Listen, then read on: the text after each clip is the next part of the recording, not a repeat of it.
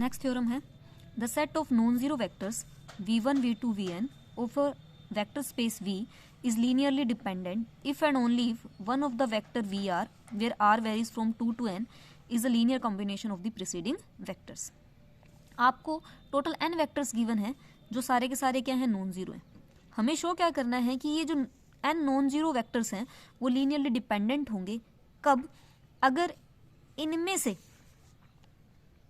किसी एक वेक्टर को, मतलब v2 से लेके vn तक के बीच में से किसी एक वेक्टर को हम बाकी बचे हुए वेक्टर्स के लीनियर कॉम्बिनेशन में लिख सके।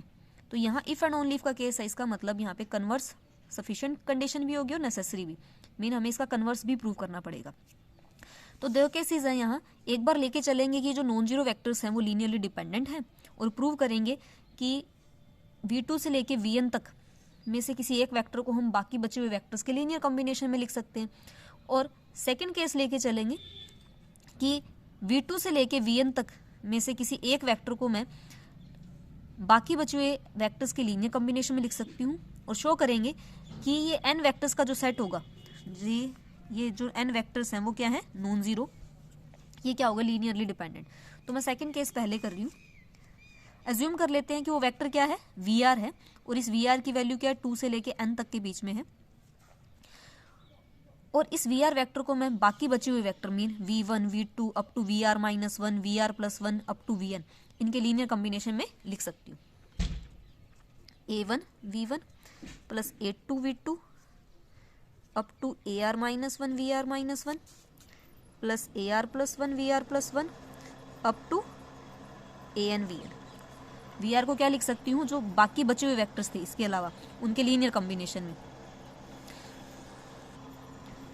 तो मुझे शो क्या करना है कि जो v1 v2 vn n vectors का जो टोटल सेट है वो लीनियरली डिपेंडेंट होगा। मीन जब कभी भी इनका लीनियर कॉम्बिनेशन 0 के इक्वल आए तो कम से कम एक स्केलर की वैल्यू क्या हो, नॉन जीरो।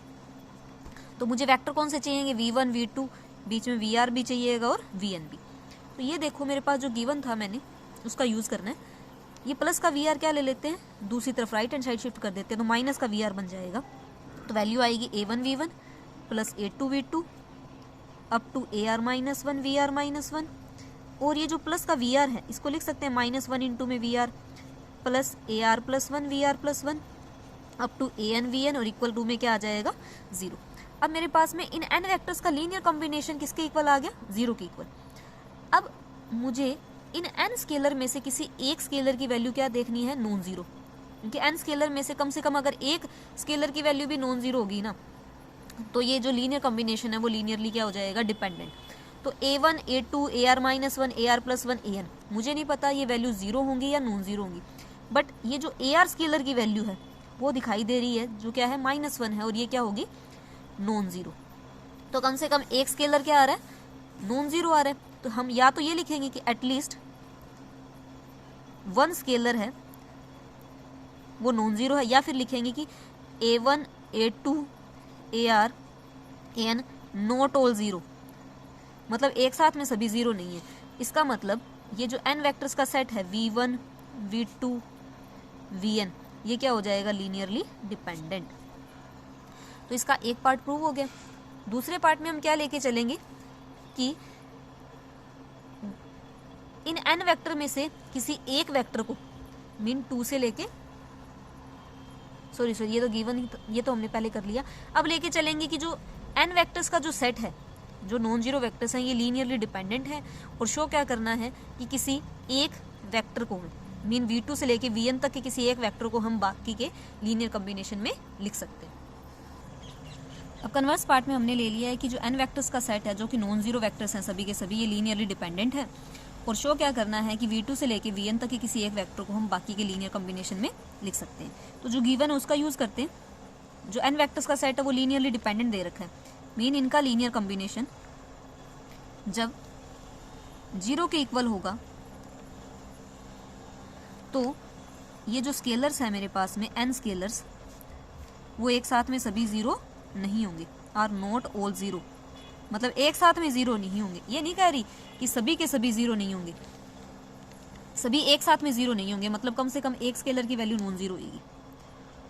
ये भी हो सकता है कि सारे के सारे नॉन जीरो हो जाए, हो सकता है कि कुछ जीरो और कुछ नॉन जीरो, कम से कम एक स्केलर की वैल्यू तो नॉन जीरो जरूर आएगी। अब यहाँ पे ये भी हो सकता था कि A1 है उसकी वैल्यू नॉन जीरो हो जाए और बाकियों की क्या हो जाए जीरो, तो भी तो ये लीनियरली डिपेंडेंट रहेगा। हो सकता है A2 की वैल्यू नॉन जीरो हो जाए उसके बाद वाले सारे जीरो हो जाए, हो सकता है A3 की वैल्यू नॉन जीरो हो जाए उसके बाद वाले सारे जीरो हो जाए, या ये भी हो सकता है कि AN नॉन जीरो हो जाए और इसके बाद तो हमें पता ये जीरो ही पड़े हैं क्योंकि इसके बाद में तो हम लिख ही सकते हैं 0 इंटू में VN प्लस 1 प्लस 0 इंटू में VN प्लस 2 ऐसे। तो इसका मतलब यहाँ पे एक ऐसा वेक्टर जरूर एक ऐसा स्केलर जरूर होगा जिसके बाद में क्या हो जाएंगी सारी की सारी वैल्यूज, सारी के सारी जो स्केलर्स हैं वो क्या हो जाएंगी जीरो। अगर ना भी मिला तो AN तो ऐसा वेक्टर जरूर स्केलर जरूर होगा ना जिसके बाद के सारे स्केलर्स क्या होंगे जीरो। तो मुझे वो ऐसा सबसे बड़ा स्केलर ढूंढना है, मतलब एक ऐसे बड़े R की वैल्यू ढूंढनी है जिसके बाद में सारे स्केलर्स क्या हो जाएं जीरो। तो मैं एज्यूम कर लूंगी कि let R be the largest integer such that after which all scalars are zero. कि मैं एज्यूम कर लेती हूँ कि AR वो स्केलर है जिसके बाद के जितने भी स्केलर्स हैं वो क्या हो जाएंगी जीरो। ये सबसे बड़ा स्केलर है जिसके बाद की सारी वैल्यूज क्या आ जाएंगी जीरो, मतलब नंबर में सबसे बड़ा, जैसे ये rth नंबर का सबसे ऐसा स्केलर है जिसके बाद के सारे स्केलर जीरो हो जाएंगे। तो इसका मतलब AR plus 1 AR plus 2 up to जितने भी आगे के स्केलर हैं वो सारे क्या हो जाएंगे जीरो, AN तक। चूज करने को आप AN भी चूज कर सकते हो, कोई दिक्कत नहीं है। तो मेरे पास में क्या वैल्यू बचेगी A1 V1 plus A2 V2 up to AR VR equal to zero. अब यहाँ पे देखिए मैंने क्या बोला, हो सकता था कि A1 के बाद में सारे स्केलर जीरो हो जाए, हो सकता है A2 के बाद के सारे स्केलर जीरो हो जाए। मीन R की वैल्यू क्या क्या वेरी कर सकती है, 1 भी वेरी कर सकती है, 2 भी, 3 भी। तो मुझे केस यहाँ पे R पे लगाने की R की वैल्यू हो सकती है 1 हो कि उसके बाद वाले सारे स्केलर जीरो हो जाए, हो सकता है R की वैल्यू 2 हो कि उसके बाद वाले सारे स्केलर्स जीरो हो जाए। अगर मैं R की वैल्यू 1 लेती हूँ, R की वैल्यू अगर मैं 1 ले लेती हूँ, इसका मतलब क्या हुआ कि A1 के बाद वाले सारे स्केलर जीरो है, मीन A1 V1 क्या हो जाएगा जीरो।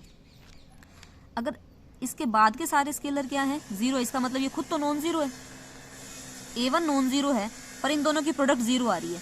तो किसी नॉन जीरो वैल्यू के प्रोडक्ट में अगर हम कोई नॉन जीरो वैल्यू लेंगे तब तो आंसर जीरो आ नहीं सकता। इसका मतलब नॉन जीरो वैल्यू के प्रोडक्ट में जीरो वैल्यू लेने पर आंसर जीरो आ सकता है। दैट मीन्स V1 की वैल्यू क्या हो जाएगी जीरो। तो वेक्टर V1 है वो क्या आ गया मेरे पास जीरो, बट ये सारे के सारे वेक्टर तो नॉन जीरो है और यहाँ पे हमें क्या मिल रही है कॉन्ट्राडिक्शन।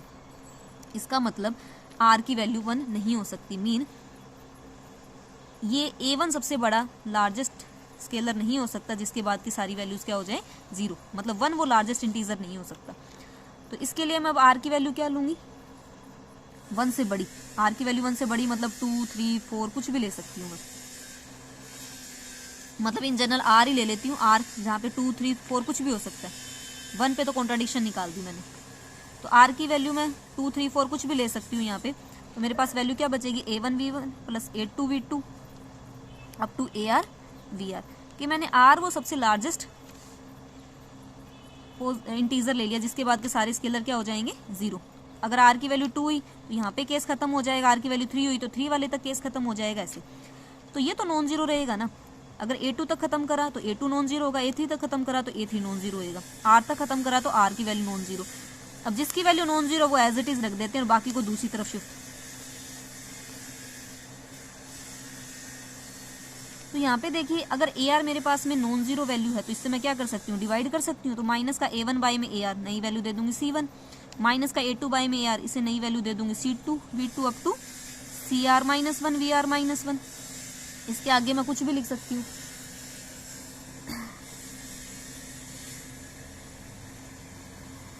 जीरो के मल्टीप्लाई के अंदर बस इतना छोड़ देना है। तो यहाँ पे मैंने क्या लिख दिया, VR को मैंने इसके पीछे वाले वेक्टर्स के लीनियर कॉम्बिनेशन में लिख दिया। थोड़ी इसमें ये गलती हो गई है कि मैंने ये बता दिया पहले कि VR को हम बाकी बचे हुए वेक्टर्स के लीनियर कॉम्बिनेशन में लिख सकते हैं, बाकी वेक्टर्स के नहीं, इसके पीछे वाले वेक्टर्स के लीनियर कॉम्बिनेशन में लिख सकते हैं। थोड़ा मैंने गलत सा बता दिया, इसमें प्रीसीडिंग वेक्टर्स है, मीन इन V1 V2 VR up to VN vectors में R वेक्टर के जो पीछे वाले वेक्टर्स होंगे उनके लीनियर कॉम्बिनेशन में हम वी आर को लिख सकते हैं। ये मुझे बोलना था। प्रीसीडिंग की जगह मैंने बोल दिया रेस्ट में, तो यहाँ पे रेस्ट की जगह आप क्या कर लो, प्रीसीडिंग वेक्टर्स कर लो। ये चीज़ सही कर लेना आप।